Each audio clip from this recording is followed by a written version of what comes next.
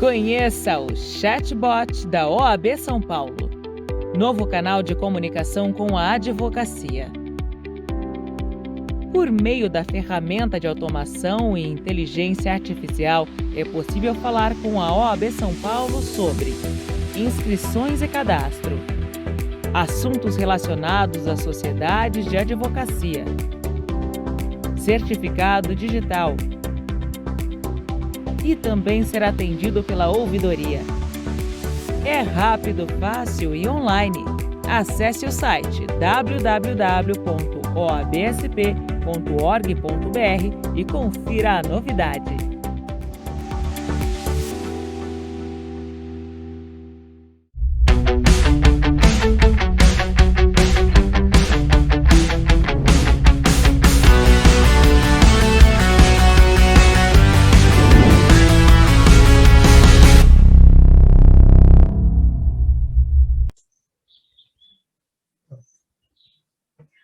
Estamos aqui com Daniel Marques, que está participando do programa Cultura com Você, da OAB de São Paulo.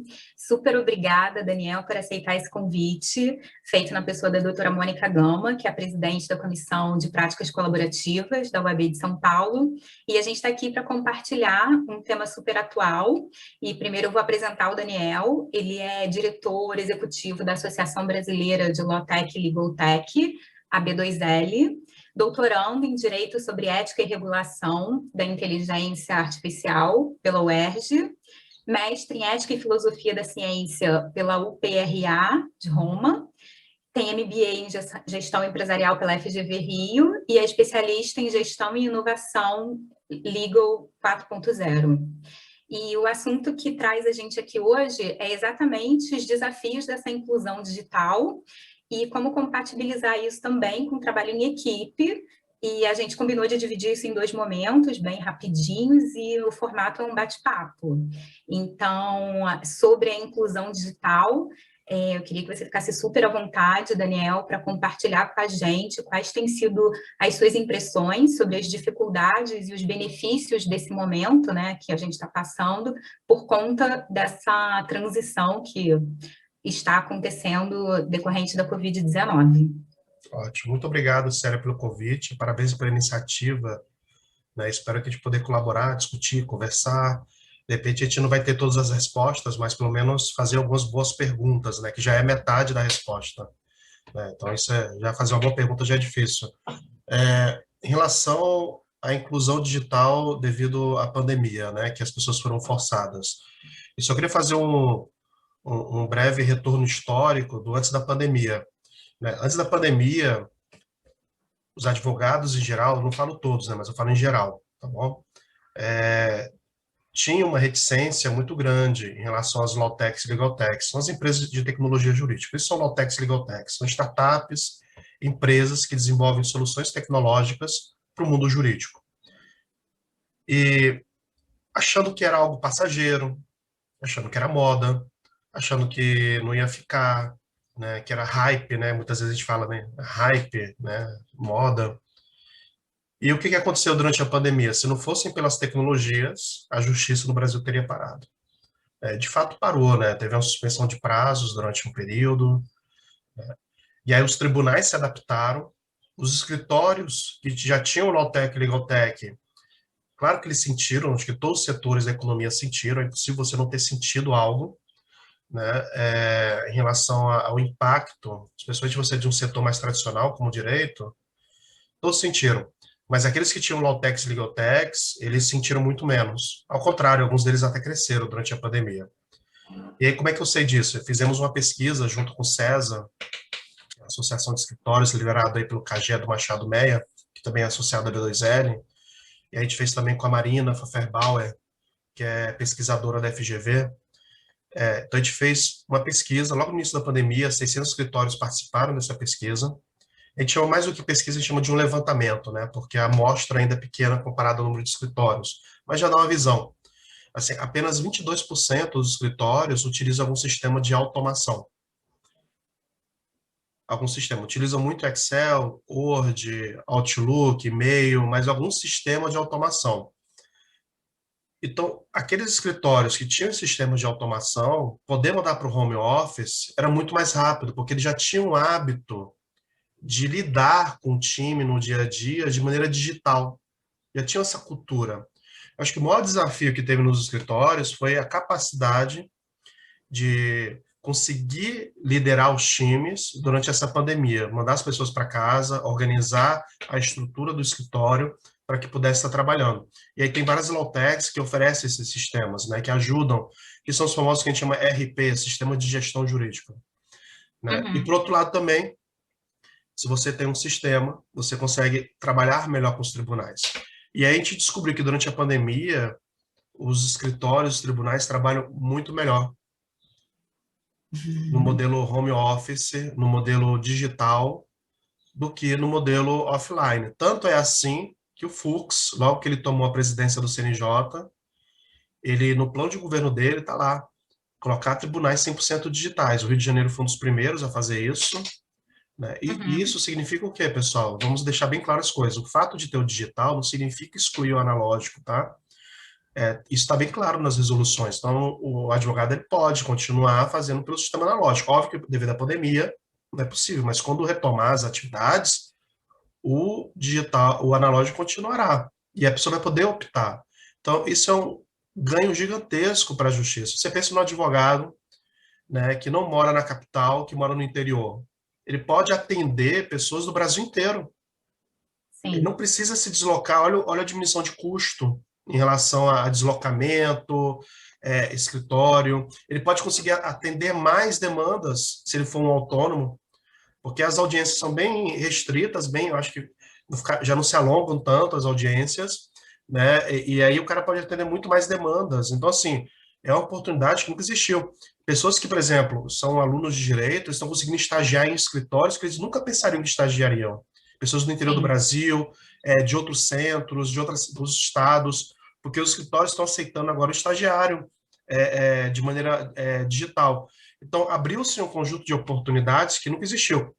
Os juízes nunca deram tantas decisões. Está lá, tem um site do CNJ que são só dos dados das decisões dos juízes, né? Óbvio que sempre vai impactar uma área ou outra, mas se você olha no conjunto como um todo, a justiça antes da pandemia já não era boa, né? Não era perfeita.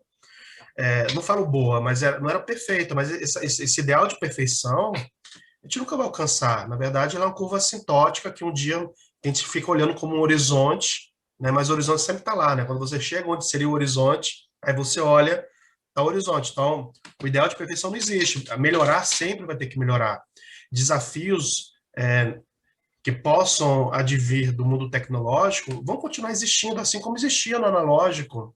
Assim, o pessoal pensa que é sei lá, uma coisa assim super mirabolante, né? As dificuldades, os empecilhos, eram iguais aos analógicos, né? No sentido que há obstáculos. Disso que você falou, duas coisas me chamaram a atenção. Uma foi a transição do judiciário, essa questão de suspensão de prazos, mas a questão da produtividade, né? A gente tem a justiça em números ainda de 2019, a de 2020 eu acho que ainda não saiu, mas tem várias notícias exatamente de balcão virtual, e logicamente tem advogados que têm mais facilidade e tem advogados que têm mais dificuldade, mas o fato de ter essa possibilidade já é algo realmente que atravessa as fronteiras e permite que o trabalho seja realizado de vários lugares, independente da geografia. Essa questão do estágio também, aqui em São Paulo, um escritório recrutou para um trabalho que também não é contencioso, que tem mais fit, né, com as práticas colaborativas, que fazem todo o processo extrajudicialmente, e os estados são diferentes e a produtividade está sendo excelente. Agora, a gente falou sobre departamento jurídico, né? Nas práticas colaborativas tem muito advogado individual, ou então escritórios menores. E aí eu sinto que a dificuldade, a resistência com o próprio token, com os processos eletrônicos, e hoje os tribunais, mesmo que para homologar algum acordo, você precisa desse processo eletrônico. Mas hoje a gente já sabe que isso está sendo padronizado, porque também tinha essa dificuldade, né, em relação aos dados, que não são estruturados, e agora já tem essa consciência de que dados também é algo que eu gostaria que você falasse sobre isso. E sobre essa padronização também que está vindo dessa necessidade de você poder advogar em todos os tribunais com a mesma linguagem digital, né? O token, eu acho horrível o token, assim, existem outros métodos muito mais seguros, até gratuitos, de verificação se é realmente o advogado que está tendo acesso àquele processo, que não necessariamente é o token. Ele é horrível, né? E assim, espero que mais cedo ou mais tarde seja atualizado. E foi o que a gente conseguiu, assim, uma das ações da B2L perante ao legislativo, a parte regulatória, saiu uma lei no ano passado que era, e aí teve um veto presidencial, que foi o veto 50 de 2020, em que estava obrigando qualquer relação, qualquer instituição pública, você ter usar o token, o certificado digital, tá, ok? Ou assinatura avançada do certificado digital. E a lei, do jeito que ela estava colocada, ela dava liberdades até do tipo assim, se você fosse fazer, de repente, o seu imposto de renda digitalmente, já que é uma relação com o ente, né, um ente federativo, você também teria que precisar de um certificado digital, assim, de tão aberto que estava. Poderia ser que não acontecesse isso, mas estava muito aberto. A gente sabe que no Brasil, na mentalidade que a gente tem atualmente, se a gente abre uma brecha para a burocracia, ela vem com tudo, né? É, então, assim, o Estado, ele gasta, só o Estado, só a Federação Brasileira, né, o governo federal, ele gasta 88 milhões de reais por ano em renovação de token. Não é necessário. Existem outros tipos de assinatura igualmente seguras, tá, ok? E até gratuitas, né? Mesmo Mais que não seja rápidas? gratuita, para poder validar que aquela pessoa. De fato, teu token é teu mesmo, porque tu passa para o estagiário, tu passa para fulano de tal, eu não sei qual é esse grau de segurança, porque o cara te entrevista, tirar uma foto sua, e aí vê teu documento, assim, e aí depois qualquer pessoa pode utilizar. Ah, mas isso é brecha, mas é uma brecha na segurança, né? A pessoa que deu para o outro, é brecha na segurança. Então você tem outras validações que é muito mais simples. Então, assim, as Lawtechs, elas ajudam muito. Você pensa o seguinte, são 91 tribunais, dizem que juntando sistemas atuais com legado, ou seja, sistemas antigos que ainda rodam, tem tribunais que uma vara é um sistema, outra vara é outro, né? A gente está Sim. falando de mais de 100 sistemas diferentes. E aí eu acho um absurdo, mas eu acho que é necessário, né? Porque a realidade é essa. Mas assim, eu acho absurdo. Tem curso para ensinar como usar um sistema, né? E não é um, não, são vários cursos. Claro, o advogado tem que fazer, óbvio. Ele não sabe, tem que aprender, e os sistemas são tão pensados para não serem user-friendly, ou seja, Sim, amigável para o entendi. usuário, é tão burocrático o uso do sistema, que realmente você tem que fazer um MBA.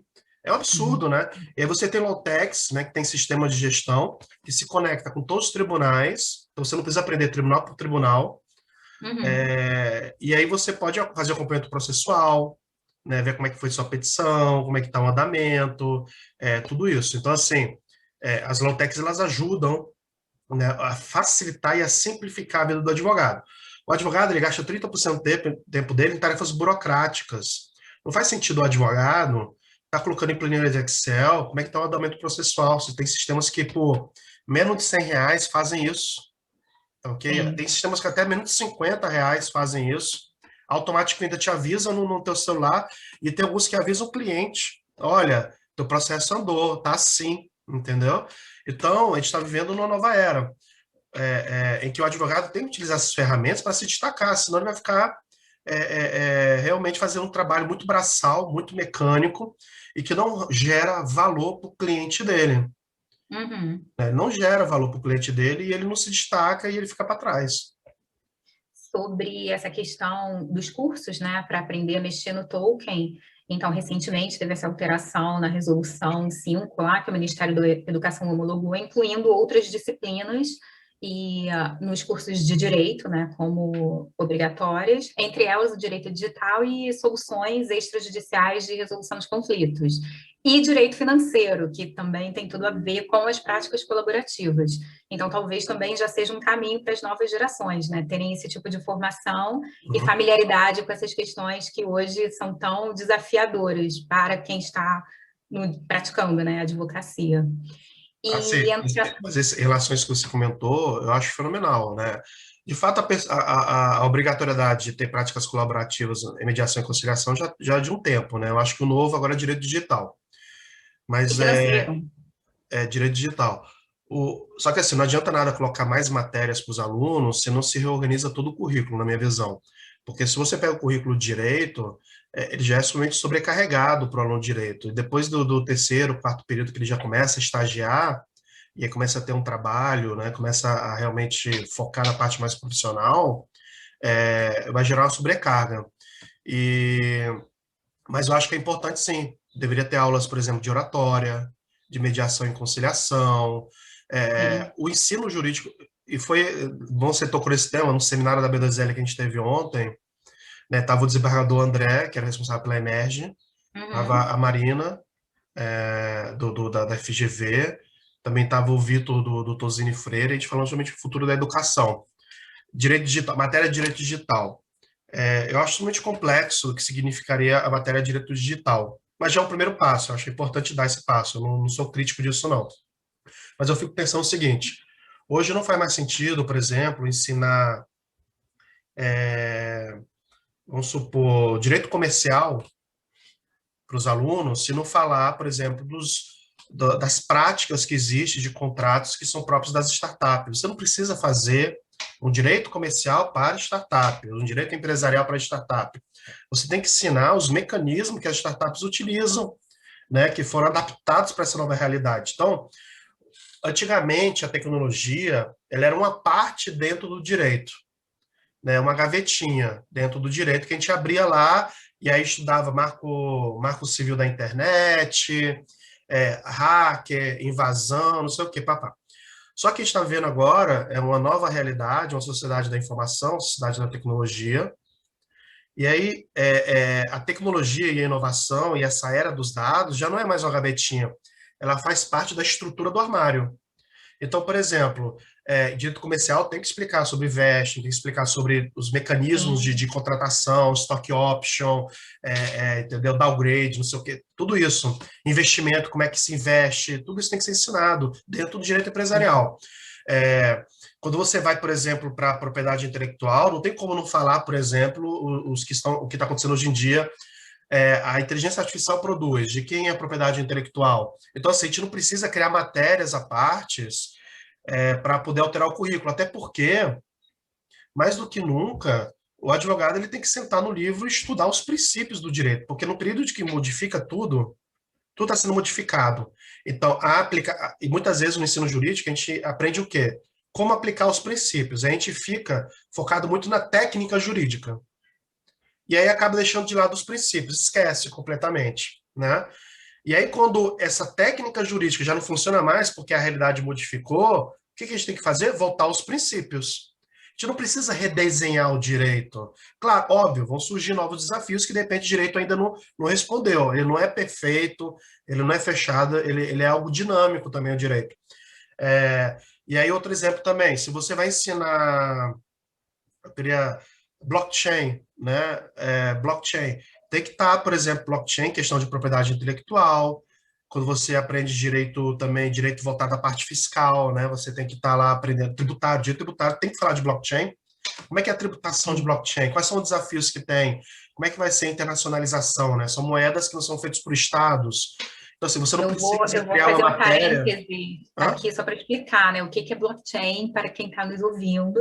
É uma tecnologia, Daniel pode explicar melhor que eu, mas é exatamente uma cadeia em bloco para dar segurança para aquele determinado dado, a que surgiu, né, do Bitcoin. Então, assim, só para as pessoas se situarem, que a nossa intenção aqui é exatamente essa, é desmistificar a tecnologia. Então, tem termos que a gente usa aqui para a gente, é muito natural, mas para quem está vendo, não.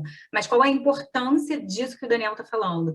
É exatamente que o profissional do direito, seja ele da área que for, para contratos, para o futuro que já é presente, assim, pode absorver esses conteúdos e essas novas questões jurídicas, principalmente porque elas vão continuar acontecendo numa velocidade cada vez maior, né, Daniel? Hoje a gente está aqui falando de blockchain, mas daqui a pouco já aparece uma outra tecnologia mais avançada, a gente já está, assim, na linha tênue de entrar no 5G, que vai ser um avanço enorme para a realidade virtual, para carro elétrico, para coisas, assim, que a gente achava que era ficção há pouco tempo, e a velocidade e o avanço disso está enorme.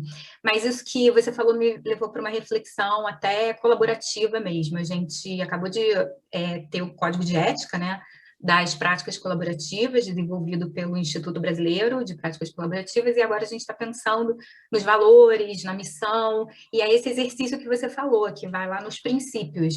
Na verdade, qual a função do advogado, seja ele colaborativo ou não, de que setor, de que área? É resolver o problema do cliente, né? E da melhor maneira e proporcionando a melhor experiência. Então, partindo disso, como a gente pode fazer isso de acordo com as nossas melhores habilidades e com as ferramentas que a gente tem disponíveis. E a tecnologia, com certeza, é uma delas.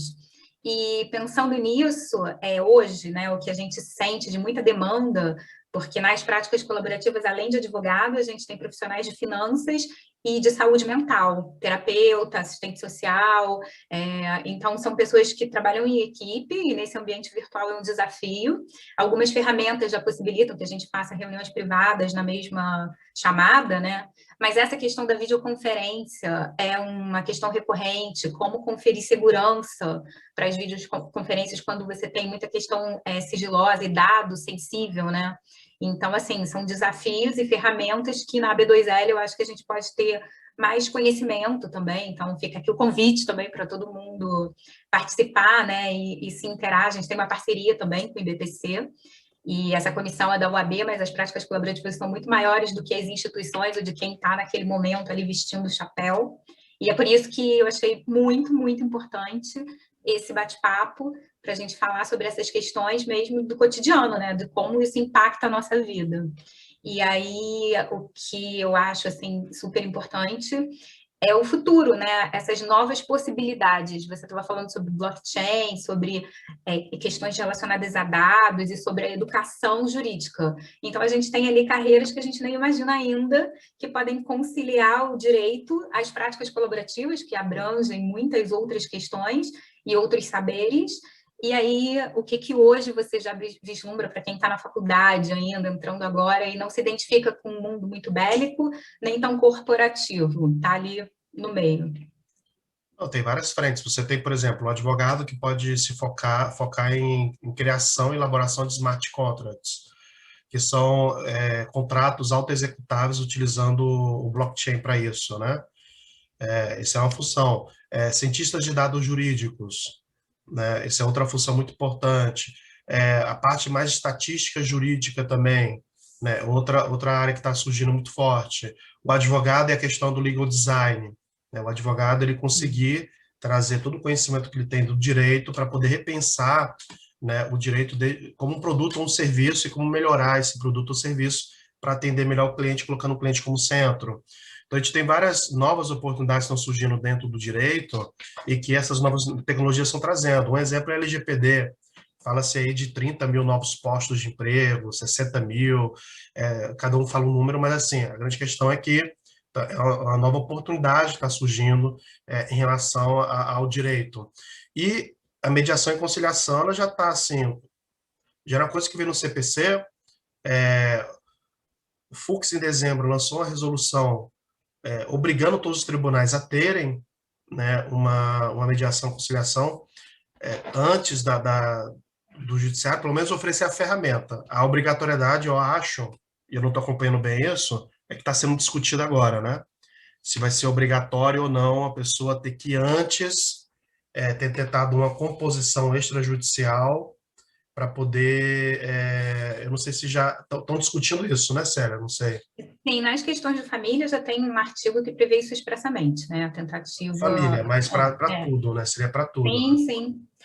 De qualquer forma, eu acho, pessoalmente, né, extremamente válido. Primeiro porque desafoga-se, tenta, pelo menos, o diálogo antes, então todas as questões emocionais que envolvem um conflito já têm a possibilidade de, pelo menos, serem identificadas, não que vá se fazer um milagre ou tratar, mas você já chega ali separando, né, questões. Lógico que tem uma resistência enorme em relação a questões cíveis e empresariais, porque o receio é que se crie mais um caminho, né, e que isso fique ainda mais moroso se as pessoas realmente não se imbuírem do espírito de tentar um acordo, porque depende muito mais das partes para que se chegue a algum lugar realmente, do que do advogado ou do método em si. Então, essa consciência e comprometimento é metade do caminho. Mas, de qualquer forma, fomentar esse tipo de resolução já é uma mudança enorme, né, de mentalidade, de inovação, de realmente ver a eficiência disso. E os números são muito bons, mesmo em soluções extrajudiciais que não contam com um terceiro, né, que são autocompositivas mesmo. Então, um e-mail que você manda, ou então as plataformas que a gente ontem estava falando, consumidor.gov, ou outras do gênero, também tem um índice enorme para esse tipo de relação, consumerista. Então, é uma iniciativa muito boa e bem-vinda. O tempo voa, a gente só tem 5 minutos, então é sinal que está ótimo. E aí eu gostaria que esses 5 minutos fossem focados assim num caminho, né? Porque nas práticas colaborativas a gente tem, inclusive, profissionais que estão fazendo transição de carreira.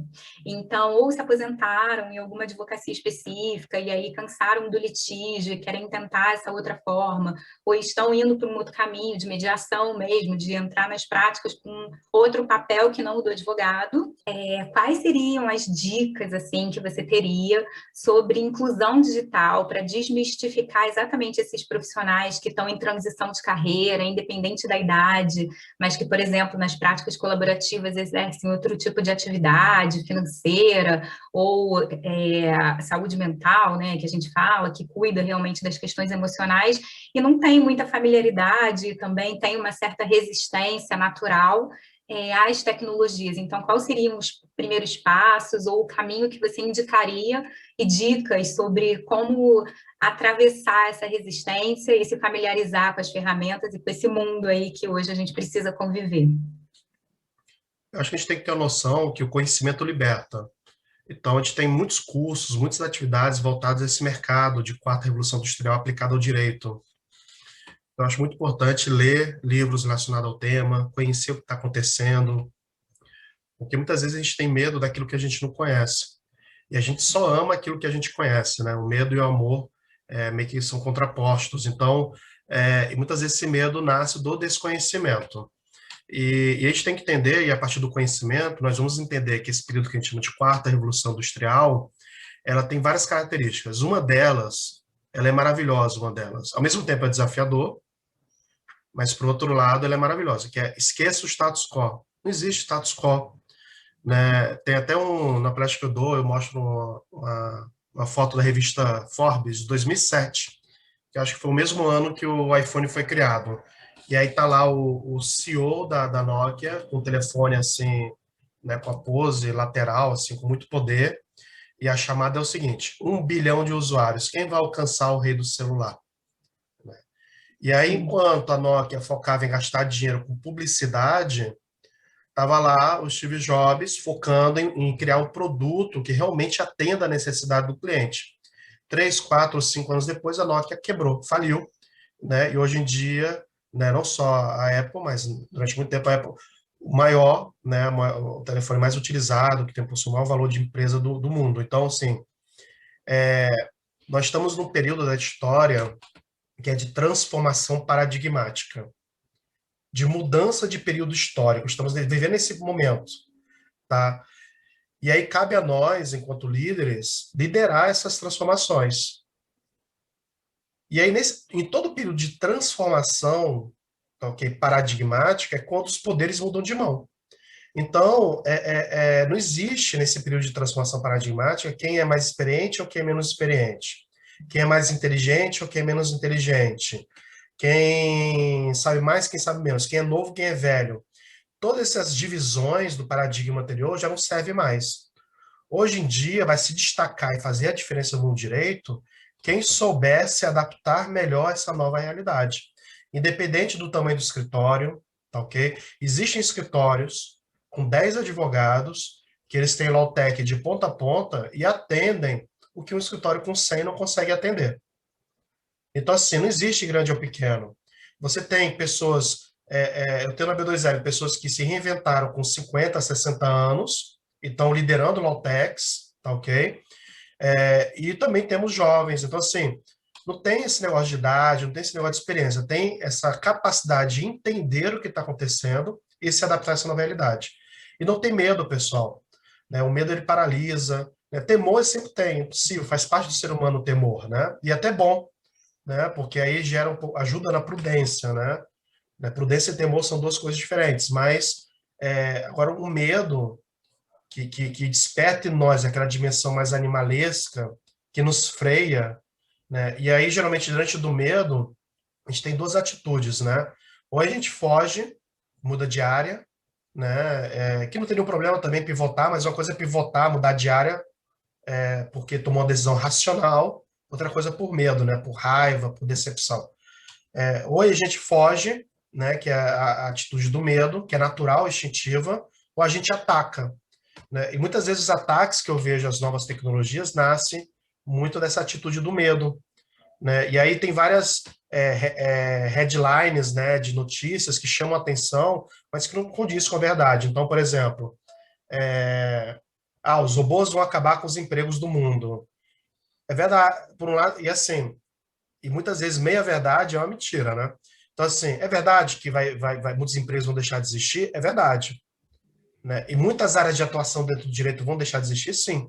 Mas existem outros estudos em que falam que crianças que estão na quarta, quinta série, tá, okay, vão trabalhar, 60% das crianças que estão na quarta ou quinta série vão trabalhar em empregos que ainda nem existem, em funções que ainda não existem. É só dar um exemplo com isso concluo. Na segunda revolução industrial surge a eletricidade. Antes da eletricidade, existia pessoas que acendiam luz de poste, né? Com a eletricidade, essa função deixou de existir, não só essa, muitas outras.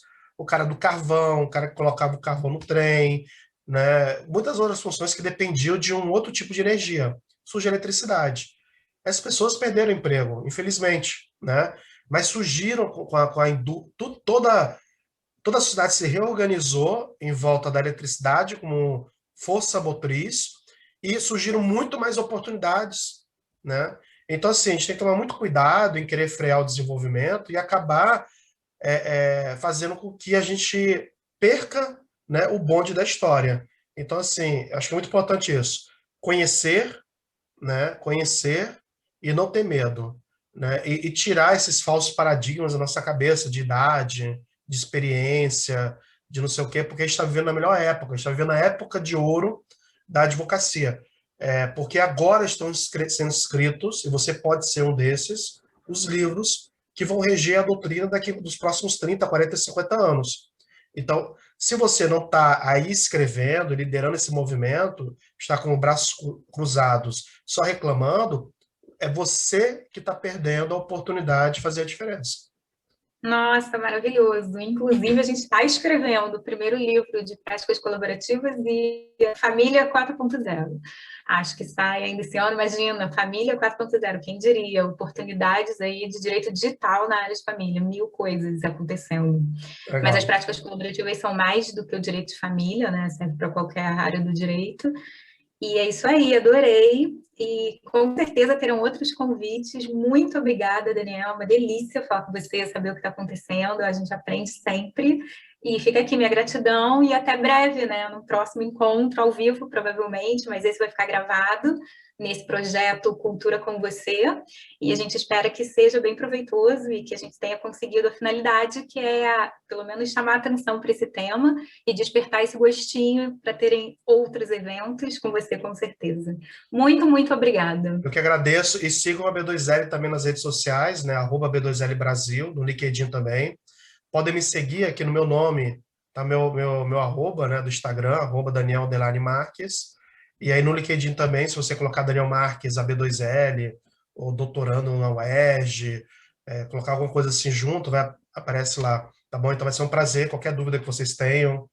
A gente não tocou num tema que é muito bacana, que eu gosto muito, porque é minha área de formação, filosofia da cultura, né, também.